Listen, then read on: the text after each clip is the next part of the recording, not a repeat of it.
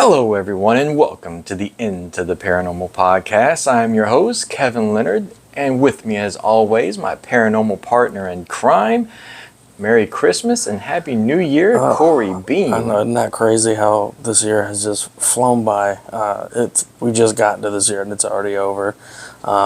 Just enjoying a nice, peaceful evening here in Florida. But yeah, everyone out there, Merry Christmas, Happy New Year going into 2024. A big year for Kappa. Yes. 2024, big year. And yes, we are filming in person. We like to keep y'all off guard, not knowing what we're going to do. So, but yeah, how's everything going in your world? Pretty good. Yeah, I mean, it's been a week.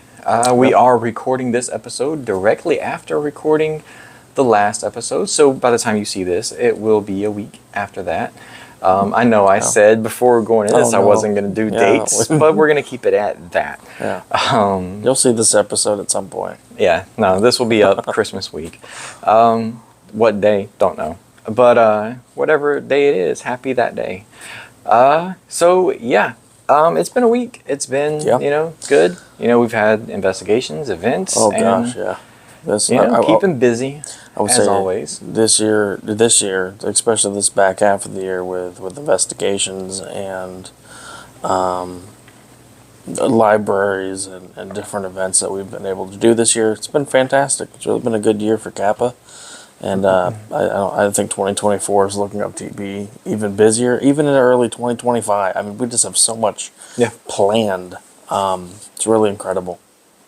And not to mention the people, the really great investigators that Kappa has gained in 2023. Yeah, we've got a lot of new faces on the team, jumping in and just going straight to work and panning out to be amazing investigators and newly additions to an already amazing team that I have here. And I mean, I couldn't be more happy with the team that we have. Yeah, but being with, I've said this in private, I've been around with Kappa for quite some time, and we have the strongest team that we've had to date. Yeah. So, and in different departments too. I think there's only one department where we really are looking for somebody. We're looking to bulk out our tech department, but our case department is amazing. But yeah, so enough of the mushy stuff. Let's segue into, as we were talking about, 2024, what we have to look forward to. We have some events that are coming up. January 25th, 2024, we will be in Deltona, Florida, New Smyrna Beach, Florida, at the New Smyrna Beach Regional Library, January 25th at 2 p.m., doing a Paranormal 101 presentation, talking about equipment, our experiences, we won't be conducting a paranormal investigation, but how to conduct one, what you can expect during a paranormal investigation, and just the ins and outs and information about the paranormal. So if you're in or around New Smyrna Beach, January 25th, it'll be an amazing. It is a weekday. I would say bring the family, but kids don't need to go to school. They need to learn about ghosts. This is priorities. Yeah. But no, it'll be a good family event. So anyone who is able to come hang out with us. It'll be a great time. We look forward to meeting you. Corey, pass it over to you and talk about Deltona. Yep, we do have Deltona. We're going to be back there March 26th. That is also at 2 p.m. That is also a weekday. So we understand, it can be difficult, but it is we'd like to give you that time in advance in case you do want to come out and join us. That'll be in the Scrubsy Auditorium, same place we were just a few months ago, and at the Deltona Regional Library. At the Deltona Regional Library. It'll be a great a time. Well, it's going to be a little different. We did our Paranormal 101 presentation the first time we were in Deltona, so this time we're going to go a little in depth into the how and why, and kind of the how and why, and how we will never have those answers and how that kind of can frustrate us in this field. But it should be an interesting one. And I think, as of the last podcast, we brought up another event that we're going to be a part of. That was That's right. April 27th, we were going to be in Trenton, Florida, at the old Gilchrist County Jail for the Para-Unity. I can never say Para-Unity. Para-Unity paranormal event. It's going to be a lot of teams showing Para-Unity. You know, there's not a lot of unity in this field, which is saddening. But however, there's going to be a lot of teams there coming together, doing an event. There's going to be a lot of, fans, on-goers or whatnot. Is going to be out. It's going to be amazing to meet a lot of paranormal enthusiasts. Regardless if you're a part of a team or not, I encourage you to come hang out. There's going to be a lot of great minds, a lot of people to talk to, and get a lot of knowledge from the paranormal. And it's an amazing location, the Gilchrist County Jail in Trenton, Florida. We've been a few times, and it's a lot of history to it, and it's just an amazing place. It is, and that'll actually, Henry Lee, who was the owner of the old Gilchrist County Jail, that will be its grand reopening. Yes.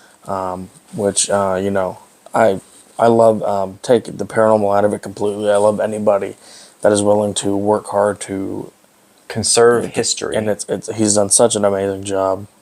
So that'll be really fun to be up there for us. We haven't even had a lot of correspondence with other teams, really. I don't think that happens much in the paranormal field. So these events that he's putting on are a lot of fun, and we can't wait to be a part of it. So hopefully we'll have some Kappa fans up there as well, and you can kind of see how we do things and how other teams do things, and it'll be a good time for everyone. Yeah. So again, that's April 27th. You can follow the Kappa Facebook page and all of these events as they get closer to the time. I will schedule the events on the page, the website, all that fun stuff where you can not miss it. So I'm expecting to see you there. You in particular. Yes. The viewer. Yeah. Even if you're in British Columbia, I don't care. You need to come to Florida for that event.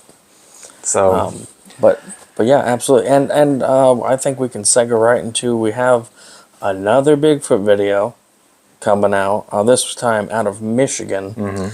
At the Cass, I think they said the Cass River. Now, you sent me this video today. Yep. I do like a good Bigfoot video. I like a good anything video, anything cryptid. That is. You heard it here, folks. I like it. So go to facebook.com/Corey Beam. He likes any sort of video. You just opened up a can of worms, I feel. Oh, no. Don't send me your feet, people. Please. He said it in a podcast before. He likes big feet, so. Did I? Yes, you did. Oh, that makes sense. That's something I would say. But I do, because we were talking about Bigfoot. Big feet. You're right. I did say that. You know, it's odd. And every time, yeah, we're just going to skip that. But once again, this Bigfoot video was another one that I think I could debunk pretty easily. Yeah. As our producer behind the camera, Tracy, also agreed to be. It kind of looks like a person. It looked a lot. I think some people said fishermen and waders. Yeah. Maybe carrying a dog, and that's what it looked like to me. It doesn't look like a Bigfoot, and I guess that's my belief. I think the person in the video that was put up by Rocky Mountain Sasquatch Finders or Hunters, their Facebook page, and they said that they couldn't debunk it, and I found it pretty easy to debunk personally. Yeah. What were your thoughts on that video? The same. I mean, to me, the dead giveaway was the head area. It looked too human. Yeah. I mean, the coloration of because they talked about the coloration of the body and the waist area. that all looked like the same color. I could see where someone could say that it's, possibly Bigfoot or whatever, but it wasn't, No. I mean, and that is also comparing to other unconfirmed sources, but this looked blindingly like a guy just crossing a river, either a hunter or a fisherman carrying something. But yeah, I'd agree. It doesn't look like Patty to me. Yeah. That video at least. Yeah. You can tell isn't. Yeah. Is a not a flat out human. Yeah, the way it was walking too, it was definitely walking, straight forward, whereas every other, source or video of Bigfoot, it has those like longer stride. The gait is much different. Yeah. Yeah, even though it was in water, but yeah, I have to agree. I don't think. I honestly, I haven't seen. There's maybe one or two videos out there that I'm interested that I think may actually be a Bigfoot. Patty and the Patterson Gimlin footage, and there's some good thermal footage from the Mayaca State Park here in Florida, but that's really the only footage that I've seen that really makes me think. So yeah, if you want to check it out, you can. I guess we could link it somewhere. Yeah, I can try to link it in the show notes. Let us know your thoughts. Be interesting to know. It's another dead giveaway is when someone has comments shut off on a video. Yeah. Which they are. Not knocking them. There may be other reasons for it, but usually on a controversial video, if you have them shut off, a lot of times it raises suspicion. But Kappa will never have comments shut off if we post evidence we want to hear. Yeah. We're there. That's the whole reason we want to hear your opinion.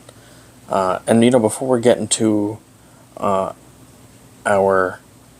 main event, the main topic today, this is episode 20. Episode 20. We have done 20 episodes. Yep. This is number 20, obviously, as I just said twice. I remember sitting in my bed on my computer on Zoom, getting ready to film the first one, going, I have no idea what we're doing, but we're going to give this a shot. Yeah. And now we're 20 episodes in. It might not seem like a lot to, some people, but hey, I mean, I was floored that we made it to 10. Like, hey, we made it to double digits. I mean, and this time we hit a milestone and Corey's here. Yeah. Hopefully, I'll be here for quite some time. All right. Yeah, but I what you just saw me get distracted. We can hear the storm outside. Yeah, it's raining mildly. Yeah. So Florida in the today, Sunshine State. Yeah, the Sunshine State has not been very sunshiny today and this evening. So you can probably figure out what date we got a giant storm system moving through. So that's why I just seemed a little distracted there. But in general, 20 episodes, 20 podcasts. Because this was something that took so long to do, it's cool that we have actually done it. We're 20 episodes in, and we have organically grown. Yeah. And it's exciting. And hey, we've had, already, people like Rob Demarest have come on, and hopefully we'll have other people on in the future. So I think that's pretty great. Yeah. So hopefully you guys keep watching. Hopefully one day we'll be. Maybe one day you'll be on. Because we'd like to bring on viewers and listen to us. Okay. I just broke him. Well, that word, listen to it. That word was a bit. My brain sometimes freezes. The hard drive. I got some wiring messed up. I don't know. Whoever made my hard drive is. There's different hard drives. You got your Intel You know, the real good ones. And then you got like AED. I'm an AED. It doesn't work as well. I mean, it gets the job done, but don't work as well. Especially late at night, it overheats. Anyway, but no, yeah. But I think we have we have another in our series case file, and this is the one with the most Kappa history. Yeah. And that's the old Chowan County Jail in Chowan County, North Carolina, located in Edenton. And another place that is absolutely steeped in history. Yes. Goes back a long way. And another one that has a lot of paranormal activity and produced, I think, one of the best pieces of paranormal evidence that you can find. Yeah. I might be a little biased, but... So, Kevin, I know... How did Kappa get involved with the old Chowan County Jail? All right. So, it was 2009 or 2010. We were actually called by the mayor's office to investigate the old Chowan County Jail. And we actually had not been long founded. Like, we had just started. Just months before that call, we didn't have a name. You know, we were just starting out, you know, on that ghost hunter level. And so we had gotten a call because we had made the Facebook page and, you know, put our number on it and everything. And we got the call, and we went out to Edenton one day, went to the mayor's office to meet with the secretary, and it was crazy because we were in this long boardroom, and it was like this super long table with like 10 chairs, it felt like, on both sides. And we're talking to the lady, and then we head out.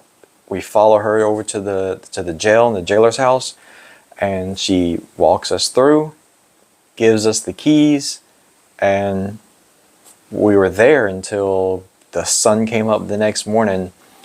And they actually called the Chowan Herald, Chowan County Herald. I forgot the name of the newspaper. It's actually right there. Yeah, I was about to say, I think it's right over here. So they actually called the newspaper. Newspaper comes out, and they're taking pictures of us. And we end up on the front page of the newspaper in that area. And really, the rest is history from there. You know, we went back numerous times since then, because back then we were the Carolina Association of Paranormal Activity, still Kappa. And then we investigated it twice in that same period. And then 10 years later, we went back in 2009. And so it must have been like 2019. Wasn't 2019 when you went? Because that was your first time. 2020 is when it was 2020? Yep.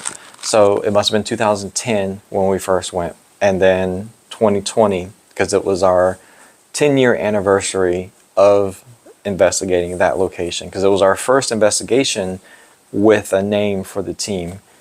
And that was our first time back in 10 years. And since then, we've gone back 5-6 times, right? Yeah, I believe so. 2019. Yeah, because we twice in that year. Probably more than that, Yeah. because we would go like twice a year. And we actually just went recently. Tracy, when did we go last year? Or last time? Was it last year? That was this year. That was this year? This year. This year is going by so fast. So yeah, the last time we went was actually this year in June. So, yeah. Yeah. You know, when I had heard about this place, for those of you who don't know how me and Kevin met, we ended up working at the same location, working at the same place, and, you know, started talking. Now, he had moved. This is down in Florida. And, of course, one of the first places he talked about when we were talking about the paranormal was the old Chowan County Jail. I'd heard about it for a very long time. And then in 2020, I finally got the chance to go and investigate. Yeah, because you and I met in 2012. 2012. So, Over 8 years, I'd heard about this place and heard about Eatonton and its history. And, finally ended up having the chance to go, and we had Kappa, had kind of gone into its new chapter, and you had Tracy and investigator Julie, and having a chance to be there. It was just fantastic, and Edenton's a beautiful place, but the place, Old Chowan County Jail, just has a feeling about it. It's one of those locations, like I said in the Battleship, when you walk in, it has its own atmosphere. It lives and breathes. Yeah, that's a good way to put it. It's a place that does have a feeling all its own, and it's definitely a place that is active. I mean, and talking about the history of the location, the jail itself was built in 1825. That is the current jail that is standing as you see it today. It is actually built on the foundation of the original Chowan County Jail, which is, I believe, the first jail in North Carolina, the oldest jail in North Carolina. But since back in like the 1700s, it was made out of wood and it burned down. Now that original jail held everything from petty thieves to common criminals to pirates. And then when the location burned down, they rebuilt the jail out of stone. And they actually had the prisoners build the walls around like the rec area, which the rec area is relatively small, but they actually had the prisoners build the wall around it, and it had like broken glass bottles, like pieces of glass on the top of the wall to deter people from trying to climb over. The jailer's house, which is not connected. Most jails, if it has a jailer's house, the house is connected to the jail, but the jailer's house in this instance wasn't connected. It was its own building, and it was maybe 50 feet from it or less. I'd say that's like 20, 30 feet. It's close. And that was built in 1905, I believe. But the jail, 1825, the house, like 1905. And the jailer's house, again, has its own atmosphere, but it's yin and yang from the jail. The jail felt, at times, very dark. It felt like a jail. The house has a sometimes comforting feeling, like it's someone's house, and you are there, and you are walking around in someone's home, and it has the same feelings as if you knew the people and you were welcome there, and then sometimes you kind of felt like you were walking through someone's home and they didn't know you were there. So it had that kind of uneasy but not malicious feeling. And then it operated as a house does. The jailer and his family lived there. The wife would cook the meals for the prisoners, and the children would actually bring them over to the prisoners. The jail itself, like the history of like the prisoners, it wasn't very violent, but it had its tragedy. And we'll get into that in a little bit later too. So that's a little bit of the history of the jail. What was your first thoughts when you got there? Because I built it up, and it's small, but when we first got when we first Edenton at like the what? We first got to Edenton at about, it was night, because that trip was something. I don't know if you remember that trip. Yeah, I do. We got lost a few times, ended up in on a railroad bridge. I don't even know how that happened over this river. It was an interesting drive. It was fun, though. It was a lot of fun. It was a good time. But I remember we had an Airbnb, which was great. I loved that Airbnb. It was very nice. Very nice hosts. And you said, okay, well, we're passing it. There it is, and seeing it. You could feel it. Like, just looking at the location, it just had, such I wouldn't say dark, but you could definitely feel Watched? Yeah. So you could tell something was there. Even, I think me and you walked down to the property after we had gotten to the Airbnb, because we were right there. And just walking around it, it just has such an incredible feel. I mean, so that was really my first thought. And really the first thought was, oh great, he wants to lock me in this freaking jail. And that was my first thought. None of them too. But just, what a, feeling it had. And you don't get that everywhere.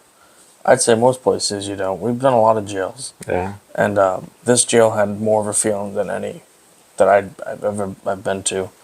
I'm rambling. That was my first feel, though, for sure. I think when we finally actually got in the jail the next day, we got the did we get a key? Yeah, we got the key, and just walking around in the jail and the jailer's house. Like, yeah, because I showed. I don't remember. I think that was Tracy's first time. I know it was Julie's first time there. I think that was Tracy's first time there too. Was that your first time there, Tracy? Yeah. Yeah, that was her first time too. So I remember it being daylight, and I kind of showed everyone around.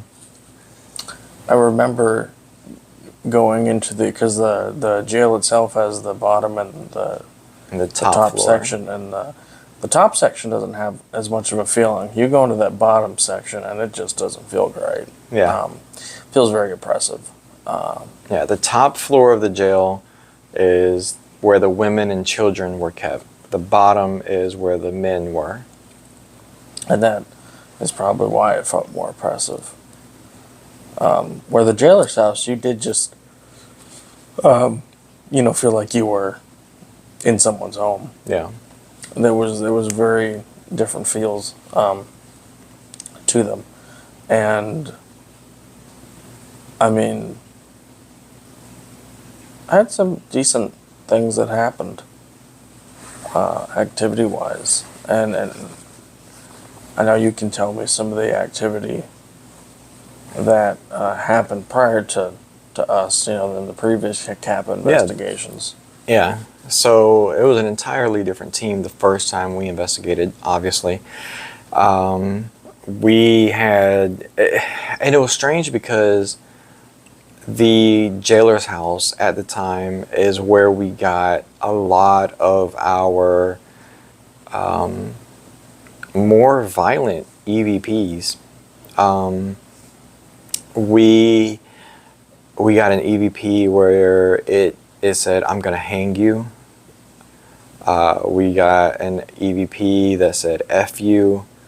It was dropping racial slurs because my tech manager was a black guy, and, well, not because, but we figured that's where it was coming from, and it was when he was in the room is when it was dropping the racial slurs. So the jailer's house at the time was a little bit more, I still don't want to say darker, but it had its moments. I had a team member, I don't like to say the word possessed, but something was off about her. We were in the top story, like the second floor, and just doing an EVP session. She's sitting beside me, and my case manager, Matt, is in front of me.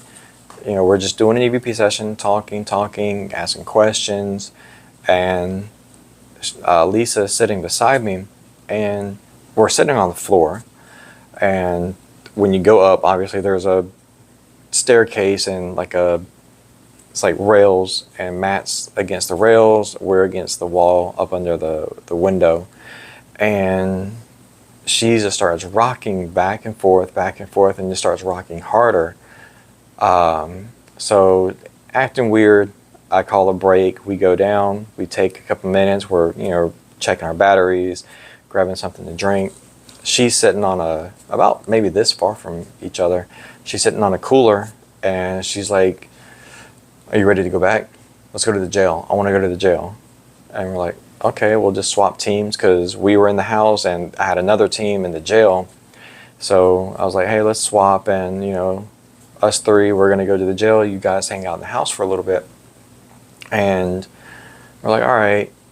She gets up, walks on outside. She's not the type to go anywhere by herself, but she walks outside. I get up to follow her, and before I can even really make the curve around the house to go toward the jail, she's already right in front of it. I get about halfway there. She just walks in and hooks to the right, and I stop, and I'm like, okay, that's weird. And she comes back out, looks at me. She's holding a flashlight, and it's the kind of flashlight where you click the bottom to turn it on, but she's holding it like this with the light end over here. And she looks at me, and just a voice that's hers but not hers, and she says, "Don't you want to see what's inside?" And as she's saying this, the light in her hand is flashing. My first thought is, not particularly. Right now, no. So I walkie Matt and the team. I'm like, "Hey, something's going on with Lisa. You guys need to come out here right now." After this, she turns around and walks back in. And we go chase her down, looking for inside of the jail is very tight and narrow, and it's bars. You can see all the way through it. And she's not in the jail. We come in, and half of us go right, half of us go left. We meet in the middle, and she's not in there. We come back out, and she is outside the jail somehow in the bushes, just crying, going, "Get him off me, get him off me." And that was it. We called the investigation then, and she quit after that. The last thing she claims to remember is we were in the jailer's house, sitting on the floor.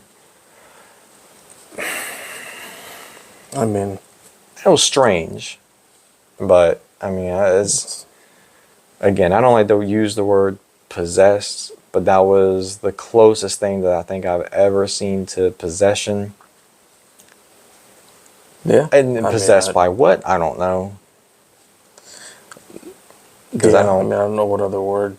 Yeah, I mean, I don't like to throw the D word around, and I don't think anything there is demonic in any way.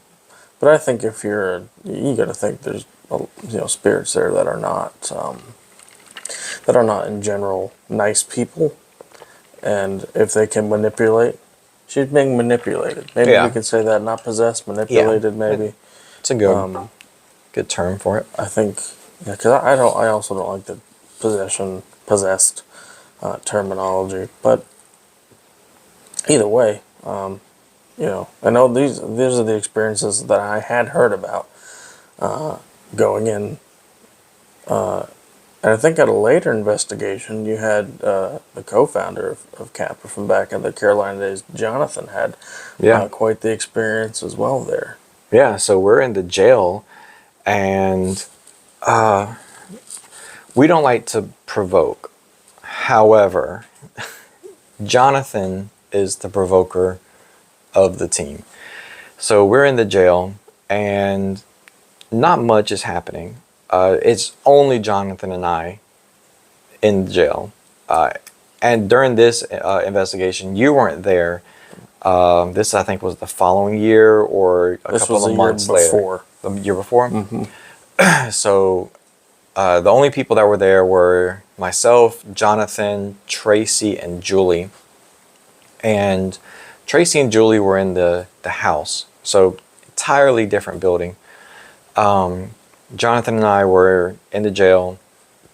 in the men's side, or the men's floor on the right side, and we're just asking questions, doing a general EVP session, trying to get knocks, trying to get some sort of response.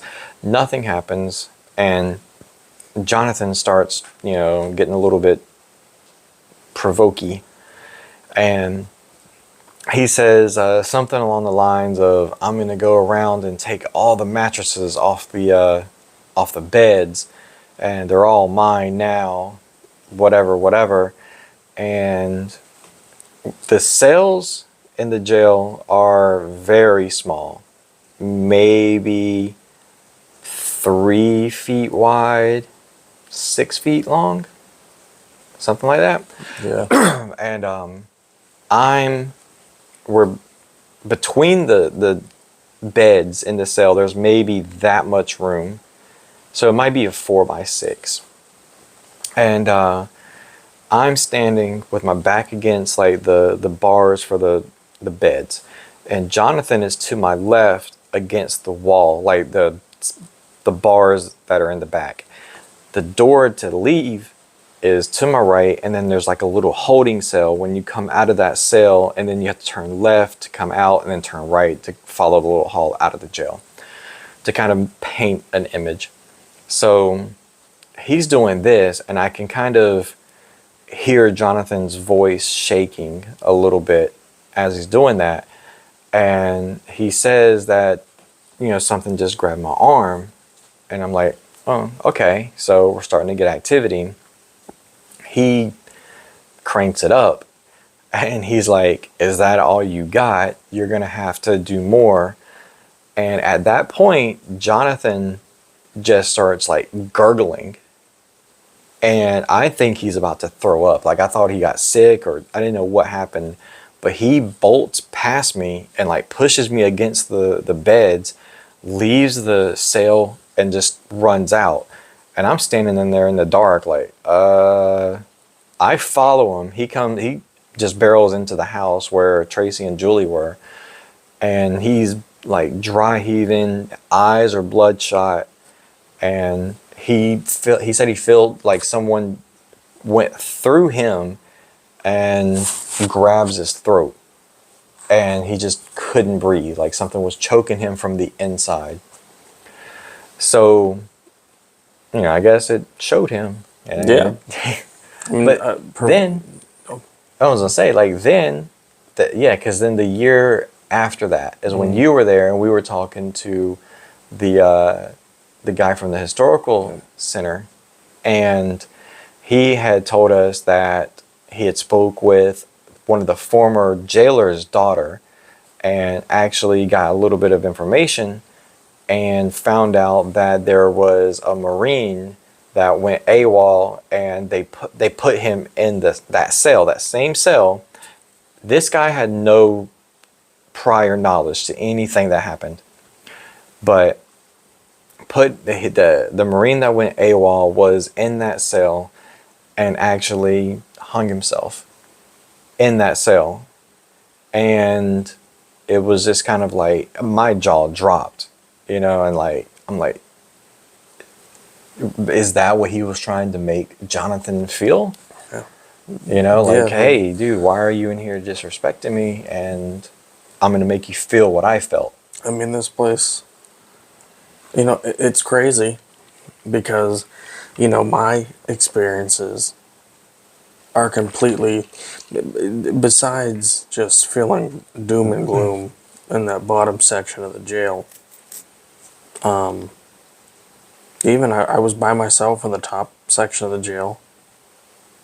I never felt too bad and everything. And I was only up there taking down cameras. It wasn't, I wasn't up there for long, but I felt comfortable. I would not feel comfortable in that bottom section. There was just something that, and it's probably not just one thing. It's probably a mixture of a lot of negativity through the hundreds and hundreds of years of the history that the place has had. But then you look at the evidence that has been captured, and once again, my favorite piece is something very sweet. Yeah. You know? Yeah. And you talked about the EVPs that you'd gotten before that were quite violent. Yeah. Where the EVP that we caught in the jailer's house when we were there in 2020, which you can see on our Kappa Facebook page, Facebook. I did it again. Hear that? Yeah, you did it again. Facebook.com slash Kappa Paranormal. You can look at it there. But we got an EVP. I remember it was about 5:30 in the morning, maybe 6. And if you've never been to Edenton, it has that gorgeous courthouse. Which, if anyone from the States watching, please. But it's absolutely amazing, and the lawn in front, and you look out into the bay that I'm not going to pronounce. The Albemarle Sound. Oh, the sound, yeah, that thing, the Albemarle. Which is funny because there's another video of me saying it correctly. In the video that we went to the Barker house. Yeah. I actually do pronounce it correctly in that video, but I can't say it correct now. I'm not doing it again. Nope. But we were talking about how pretty we thought the sunrise would be. Sun's coming up. And I remember Julie, we're all kind of having a conversation saying, oh, that's gotta be pretty. And Julie says, oh, that does sound pretty. And then you get that voice, that very sweet voice. Yeah, Julie says that, I bet that is pretty. And then as Julie's talking, because in the room, in the entire area, there was only 4 of us investigating. No one was in the jail. We were all in the jailer's house, and it was just Corey and I, Julie, and Tracy. Tracy actually had the headphones on listening to a spirit box, and she was in the corner. She didn't want to put the blindfolds on, but she was in the corner, kind of Blair Witch style, like looking at the corner. She didn't want to see, like, read our lips if we were asking questions or whatnot, and she was just kind of spitting out anything that came through the spirit box. And she was just completely quiet. And Julie happened to be by the window, looking out the window. Corey and I were kind of in the middle of the room, actually. Yeah. And Julie, we were talking about the sunrise. You had said something about it, and Julie said, oh, I bet that is pretty. And as Julie's talking, you can hear another female that sounds nothing like Tracy. So we completely ruled her out. But she can't even hear the conversation. Right, she has no idea what we're talking about. We could have been talking about Care Bears and llama beans, and she had no clue. But Julie says what she says, and then right over Julie, toward the end of the sentence, you hear another voice chime in and says, that does sound pretty. Yeah. And then if that was Tracy, then something would be bad wrong, because why are you talking like that? Right. It sounded very robotic, and like I was having a hard time. Yeah, saying like it, synth or something. And I would say anyone watching, and I've said every time we talk about this, go take a look at it. That's on our Facebook page. It's also on our YouTube channel. YouTube. Yep. It's quite a. I think it's the best piece of evidence that Kappa's caught, in my opinion, so far. Yeah, it's one of the best EVPs I've heard from any team. We are biased because it's our evidence. And we were also there. Yeah. I think that's part of it. I was there. Yeah. And we had 3 recorders going, and it's not picked up on other, it's... Right. It's just a very awesome piece of evidence. Yeah. Having said all of that... I want to ask you, because this is, do you believe that old Chowan County Jail is haunted? Well, I believe there's paranormal activity. No, I believe it's haunted. Yeah, it is definitely haunted. Yeah, 100%. I would agree with you. There is activity there, some of it violent. Which, by our standards, is actually saying something, because I find it difficult to deem a place or a location haunted. Absolutely. You know, normally if we get activity, that first part of that, what I said is, you know, what I'll say. I think there's activity, you know, and it's a couple of things happen, but that place, you know, it's the jail most of all. I mean, the jailer's house, we've caught numerous EVPs. When Tracy and I investigated the jail and the jailer's house completely alone, just the two of us for an entire night twice. The jailer's house we investigated twice. The jailer's house and jail we've investigated twice by ourselves, and we have caught numerous pieces of evidence. We've caught on the SLS what looks like a figure hanging in a doorway right where, you know, that claim of the AWOL soldier, you know, that happened. And recording in the jailer's house, we actually caught a white mist, because I believe it was we had the SLS going, and we were getting, it looked like there was someone hiding under a desk, and it looked almost like a child, like they were hiding from us. And we were, you know, we felt bad. You know, we're like, hey, if this is a child, we don't mean to harm you. We're backing away. Like, we don't mean to harm you. We're not here to scare you, anything like that. Nothing's going to hurt you.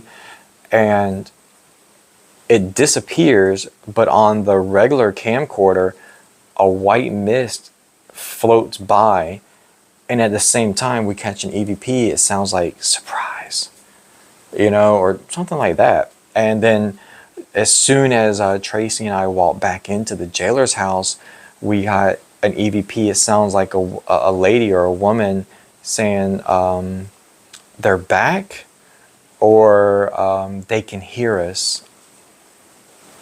I don't remember which one it was they said, but we got a lot of EVPs at the jailer's house as well as the jail. So I 100% would put my reputation on the line and say it's haunted. Yeah, I mean, I've only had the opportunity to go there one time, and that's all it took.